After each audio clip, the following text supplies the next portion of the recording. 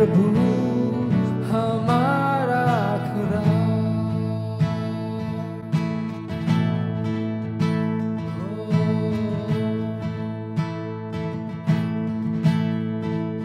प्यारे पिता, तूने हमसे कितना प्यार किया, मेरे पापों से छुड़ाने को अपने बेटे को कुर्बान किया। प्यारे पिता, तूने हमसे कितना प्यार किया, मेरे पापों से छुड़ाने को अपने बेटे को कुर्बान किया। हम गाए हो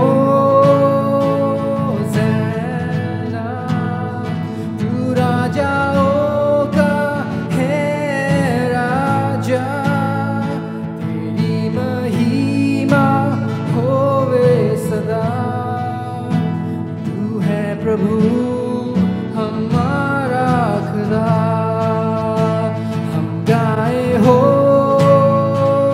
ज़ैना, तू राजाओं का है राजा, तेरी महिमा होवे सदा। तू है प्रभु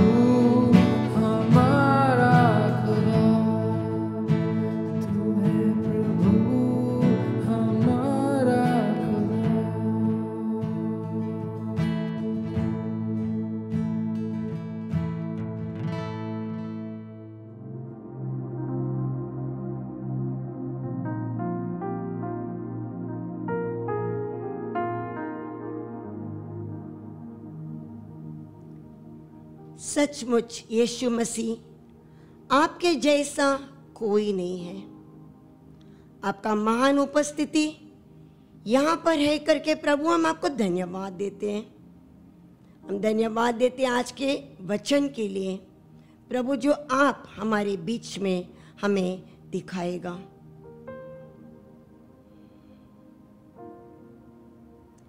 मैं सभी को स्वागत करती हूँ यीशु के मधुर नाम में।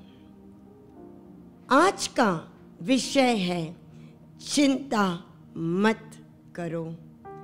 वचन हमने लिया है फिलिपियों 4 अध्याय 4 से 9 तक।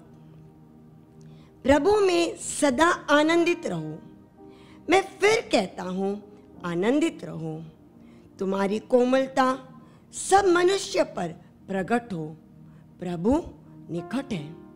किसी भी बात की चिंता मत करो, परंतु हर एक बात में तुम्हारे निवेदन, प्रार्थना और विनती के द्वारा धन्यवाद के साथ परमेश्वर के सम्मुख उपस्थिति किए जाए। तब परमेश्वर की शांति, जो समझ से बिल्कुल परे है, तुम्हारे हृदय और तुम्हारे विचारों को मसीह यीशु में सुरक्षित रखेगी। निदान है भाइयों, जो जो बातें सत्य है और जो जो बातें आदरणीय है और जो जो बातें उचित है, जो जो बातें पवित्र और जो जो बातें सुहावनी है और जो जो बातें मन भावनीय, निदान जो जो सद्गुण प्रशंसा की बातें, उन्हीं पर ध्यान लगाया करो। जो बातें तुमने मुझसे सीखी और ग्रहण की और सुनी और मुझ में देखी, उन्हीं का पालन किया करो। तब परमेश्वर जो शांति का सोता है तुम्हारे साथ रहेगा। आमीन। पौलुस कहता है प्रभु में सदा आनंदित रहो। मैं फिर कहता हूं आनंदित रहो। क्या हम सही सुने? इस परिस्थिति आप हमें आनंदित रहने के लिए कहते हैं? प्रेरित पौलुस, आप लॉकडाउन और कोविड के समय यहाँ होते तो आप ये बातें नहीं कहते थे। मुश्किल समय में हम सब गुजर रहे हैं। लेकिन दोस्तों, पौलुस ने यह पत्र फिलिप्पी के कलीसिया को लिख रहे हैं और आज हमारे लिए भी है। पौलुस यह पत्र एक सुंदर सा बगीचा या बंगला या अपना घर से या एक प्रसिद्ध होटल में से नहीं लिख रहा है, परंतु वे ऐसे स्थिति में था। पौलुस रोम में जंजीरों में और शस्त्र गार्ड के तहत घर में नजर बंदी में था, जो अंग्रेजी में हाउस अरेस्ट कहता है। किस कारण? उसका विश्वास यीशु के पर है, उसी के लिए उसका मृत्यु दंड होने वाला था। पौलुस को मालूम है ये तो होना ही था, इसलिए उन्होंने अपना फिलिप्पी के कलीसिया को ये पत्र लिखा। उन्होंने इस कलीसिया को स्थापित किया। ये कलीसिया उनका परिवार जैसा था। क्या मैं मेरे कलीसिया वापस मिल सकूंगा? ये प्रश्न था। यह पत्र में पौलुस उनका भाई और बहन और दोस्त बुलाया है। शायद ये शब्द उसका आखिरी शब्द हो सकता था। अपना कलीसिया हमारा आत्मिक परिवार बन जाता है। एक लेखक ने लिखा, आनंदित रहना और खुशी में फर्क है। खुशी एक ऐसा स्थिति है जैसा एक ठंड दिन हम कंबल लेकर सोते हैं। कंबल हट जाता है तो हमें ठंड फिर से लग जाता है, या हमें एक नया कपड़ा मिल जाता है। थोड़े दिन के लिए हम बहुत खुशी हो जाते हैं। मुझे फिर एक दूसरा कारण चाहिए खुशी होने के लिए। खुशी एक बाहर की भावना है और परिस्थिति पर निर्भर है। पौलुस 2 बार कहते हैं, प्रभु में आनंदित रहो। कलीसिया आज यही वचन हमारे लिए भी है। प्रभु में बहुत स्पष्ट है, ये महामारी के बीच में कैसे हम आनंदित रहो। दोस्तों, आनंदित रहना हृदय की एक बात है, परिस्थिति पर नहीं। आनंदित इस बात की हमारे लिए यीशु क्या कुछ नहीं किया। यीशु का क्रूसित होना, हमारा पाप, हमारा श्राप का दंड, पाप के द्वारा वो अनंत काल का नाश का दंड, ये से यीशु ने हमें छुड़ाया। यीशु में हम स्वतंत्र हुआ है और यीशु आने वाले हैं हमें लेकर जाने के लिए जहां यीशु है। ये नहीं बदल सकता है और ये कभी नहीं बदलेगा। इसलिए और इस पर हम आनंदित रहना है। अगर यीशु के बच्चे हैं तो इस पर हमें आनंद रहने की परिस्थिति में यीशु आपके साथ है। पौलुस मृत्यु के सामने भी वह आनंदित थे। प्रिय दोस्तों, राजा यीशु हमारा स्वामी, हमारा मुक्तिदाता, उद्धारकर्ता हमारा साथ है। इसलिए प्रभु में हमें आनंदित रहना है।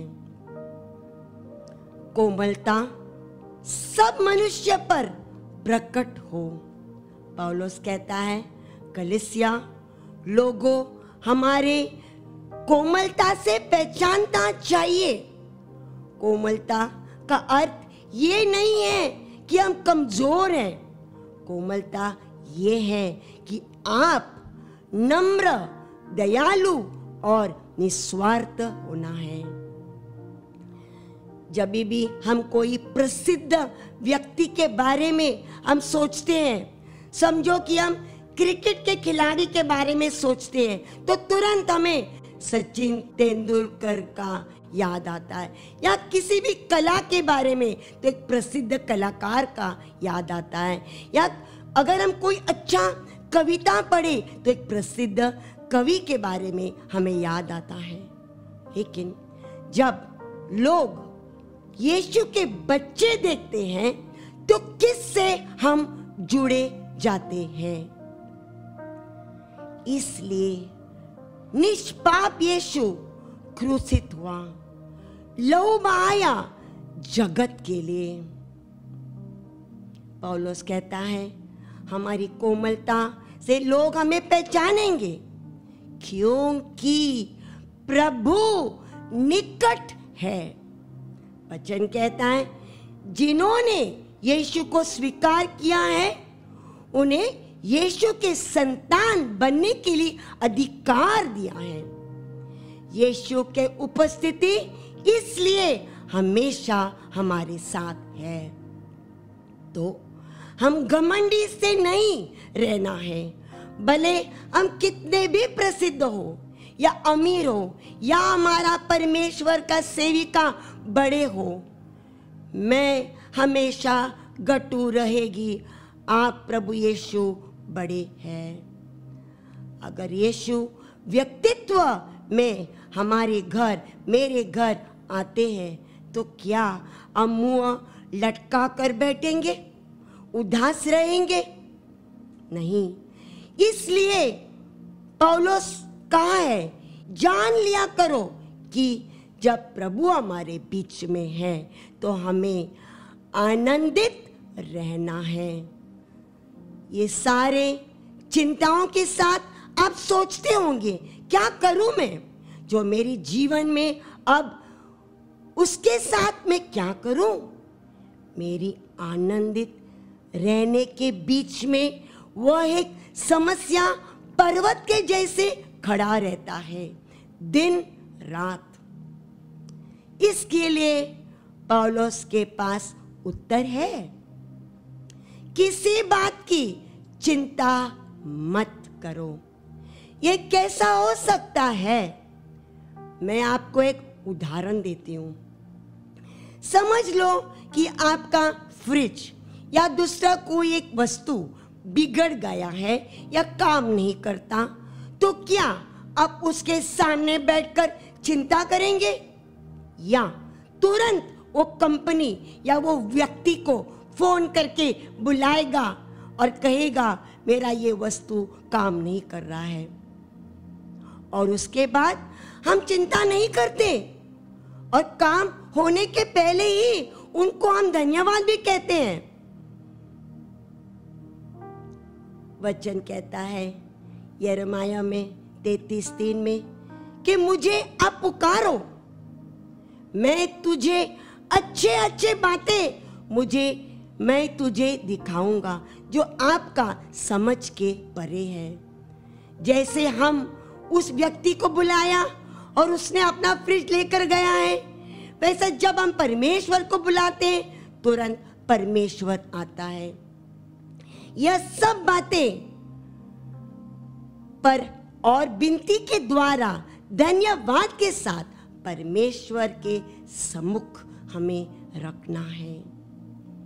यीशु हमारा याद हमेशा रखता है। अपना बोझ वचन कहता है यीशु पे डाल दो प्रार्थना के द्वारा। मतलब यीशु के बच्चे लगातार प्रार्थना में रहना है। उसके मतलब ये नहीं है कि हम काम छोड़ू बाजू में जाकर प्रार्थना करें। सब कुछ यीशु के हाथों में देना है। प्रार्थना के द्वारा हमारे काम, हमारे बच्चे, हमारे परिवार, हमारे पढ़ाई, हम सब कुछ परमेश्वर को प्रार्थना के द्वारा देना चाहिए। लेकिन एक मसीह के बच्चे होना हमारे एक प्रार्थना हमारे लिए एक हिस्सा बन जाता है। जैसे हम श्वास लेते हैं जीवित रहने के लिए, उसी तरह आत्मा को जीवित रखने के लिए प्रार्थना की जरूरत है। दोस्तों, अंत में पौलुस कहता है, क्या और किस बातें पे हमें विचार करना है? आदरणीय बातें, उचित बातें, पवित्र बातें, सुहावनी बातें, मन भावना बातें, मतलब सब गुण और प्रशंसा के बातें। यह विचारें यीशु के बारे में, मेरे बारे में, मानवता के बारे में हमें विचार करना है। जब इस बातें पर हम विचार करेंगे तो बुरे विचार के लिए जगह नहीं है। पौलुस लिखता है हमारे कलीसिया के लिए, जो बातें मुझसे सीखी और ग्रहण की उन्हीं का आप पालन किया करो। और फिर क्या होगा? तब परमेश्वर का शांति, जो शांति का सोता है, तुम्हारे और मेरे साथ रहेगा। क्यों ना हम आखिरी शब्द ऐसे हो के सुनने वाला या पढ़ने वाला याद रखेगा एक सुंदर पवित्र जीवन जीने के लिए। लेकिन ये शांति का सोता क्या होता है? ये होता है कि परमेश्वर कहता है, भले आपका परिस्थिति बदलेगा नहीं, फिर भी हमें आनंदित बनो, नम्र बनो, चिंता मत करो, निरंतर प्रार्थना करो और अच्छे विचार करो। लेकिन मेरी परिस्थिति वैसे ही है प्रभु। लेकिन आपका आनंद रहना परिस्थिति के ऊपर निर्भर नहीं है। जो यीशु ने तुझको और मुझको और सृष्टि के लिए किया है, उस पर निर्भर रहता है। इसलिए यीशु कहता है, यीशु का शांति आपके परे के बाहर आपके हृदय में आ जाएगा। तो प्यारो, कितने अच्छा वचन है। प्रभु ने हमें कहा है कि आनंदित रहो। तो इस समय आनंदित रहना मुश्किल होगा, लेकिन याद रखो 2000 साल पहला यीशु ने हमारे लिए, दुनिया के लिए क्रूसित हो गए और सब हमारे पापों का दंड उन्होंने लिया। तो क्यों ना हम आनंदित रहे। नरक के ओर जाने से उन्होंने हमें बचाया, फिर क्यों नहीं हम आनंदित रहे। परिस्थिति के ऊपर निर्भर रहेंगे तो हम कभी आनंदित नहीं रह सकते हैं। तो इसलिए मेरे प्यारो, याद रखना, हमारे लिए, मेरे लिए, तुम्हारे लिए, जगत के लिए यीशु क्या कुछ ना किया। अगर हमारे बीच में यहाँ पर सुनने वाले, जूम के द्वारा, यूट्यूब के द्वारा, अगर आपने यीशु मसीह को आपका उद्धारकर्ता नहीं बनाया है, तो समय अब है। मेरे साथ ये छोटी सी प्रार्थना, लेकिन सामर्थिक प्रार्थना आप करो। प्रभु यीशु, मैं पापी हूं, लेकिन आप मेरी हर पाप के लिए क्रूसित हुए और लहू बहाए। मैं पश्चाताप करती हूँ और पाप से मैं दूर रहना चाहती हूँ। आज से यीशु, आप मेरी उद्धारकर्ता और मेरी परमेश्वर है।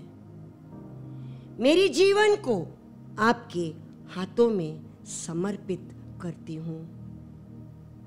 धन्यवाद यीशु। आमीन और आमीन। सभा समाप्त होने के पहले मैं आपको आशीर्वाद की प्रार्थना, और मेरे लिए भी ये प्रार्थना है। तब आंखें बंद करके हम ऊपर स्वर्ग की ओर देखेंगे और उस आशीष का प्रार्थना हम स्वीकार करेंगे, आज के लिए, कल के लिए, पूरे सप्ताह के लिए और हमेशा के लिए।